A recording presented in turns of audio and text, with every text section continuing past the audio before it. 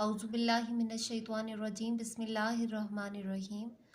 دار Arqam Ghori town phase 1 میں خوش آمدید۔ اردو ٹیکسٹ بک برائے جماعت چہارم، صفحہ نمبر 15، سبق نمبر 4، کچھوا اور سارس۔ آج ہم سبق کچھوا اور سارس کی پڑھائی کریں گے۔ ایک تالاب کے کنارے 2 سارس اور ایک کچھوا رہا کرتے تھے۔ ان تینوں میں گہری دوستی تھی۔ سارس کچھوے کو جگہ جگہ کی کہانیاں سناتے اور کچھوا انہیں تالاب کے پودوں اور جانوروں کی معلومات دیتا۔ یوں ان کے دن خوب مزے سے گزر رہے تھے۔ کچھوا بہت اچھا تھا، لیکن اس میں ایک بری عادت تھی، وہ باتیں بہت بناتا تھا۔ سارس اسے سمجھاتے کہ کم بولا کرو۔ کچھوے پر کوئی اثر نہ ہوتا، وہ اپنا منہ بند نہیں رکھ سکتا تھا۔ پھر یوں ہوا کہ ملک میں پورا سال بارش نہ ہوئی۔ ایسی گرمی پڑی کہ سارے دریا اور تالاب خشک ہونے لگے، فصلیں پانی کے بغیر سوکھنے لگیں، جانور پیاس سے مرنے لگے۔ جس تالاب کے کنارے یہ تینوں دوست رہا کرتے تھے وہ بھی سوکھنے لگا۔ سارس وہاں سے کوچ کرنے کی تیاری کرنے لگے۔ کچھوے نے ان سے کہا، مجھے بھی اپنے ساتھ لے چلو، میں یہاں پانی کے بغیر کیسے رہوں گا؟ سارس بولے، ہم تو دور دراز ملکوں تک اڑ کر پہنچ جاتے ہیں، تم کیسے ہمارے ساتھ آ سکتے ہو؟ کچھوے نے سارسوں کی بڑی منت سماجت کی، کسی طرح مجھے اپنے ساتھ لے چلو، ورنہ میں یہاں پانی کے بغیر مر جاؤں گا۔ آخر سارسوں کو اس پر ترس آ گیا۔ انہوں نے کہا، ٹھیک ہے، کوئی ترکیب سوچتے ہیں۔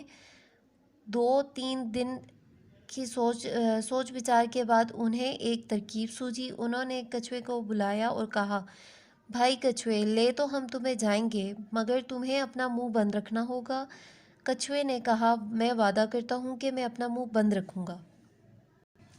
سارس ایک مضبوط سی ڈنڈی اٹھا لائے اور کچھوے سے کہا، اس کو دانتوں میں مضبوطی سے پکڑ لو اور ذہن میں ایک بات اچھی طرح سے بٹھا لو کہ چاہے کچھ بھی ہو جائے اپنا منہ مت کھولنا۔ کچھوے نے ان سے نہ بولنے کا وعدہ کیا اور ڈنڈی کو مضبوطی سے پکڑ لیا۔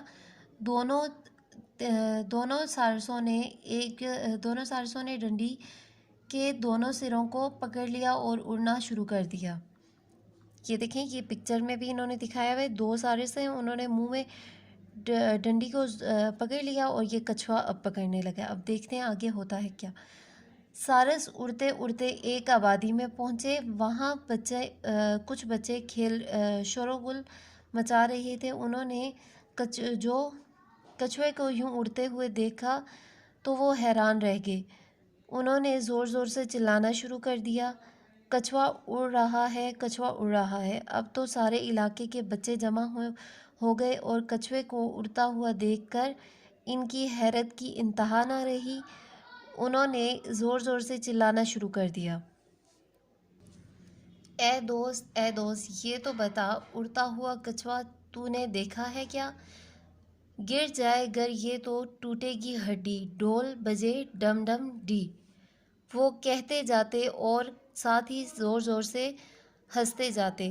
دوسری طرف کچھوے کا غصے سے برا حال تھا۔ بچے مسلسل شور مچا رہے تھے۔ آخر کچھوے سے نہ رہا گیا، اس نے چیخ کر بچوں کو جواب دینے کے لیے منہ کھولا تو ڈنڈی منہ سے چھوٹ گئی اور زمین پر گر گیا۔ کچھوا بری طرح زخمی ہو گیا۔ سارے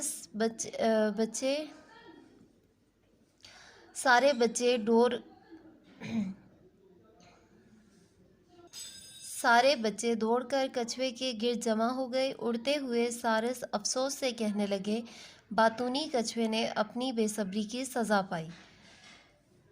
امید ہے آپ سب کو یہ پوری پڑھائی سمجھ آ گئی ہوگی۔ اللہ حافظ، جزاک اللہ، فی امان اللہ۔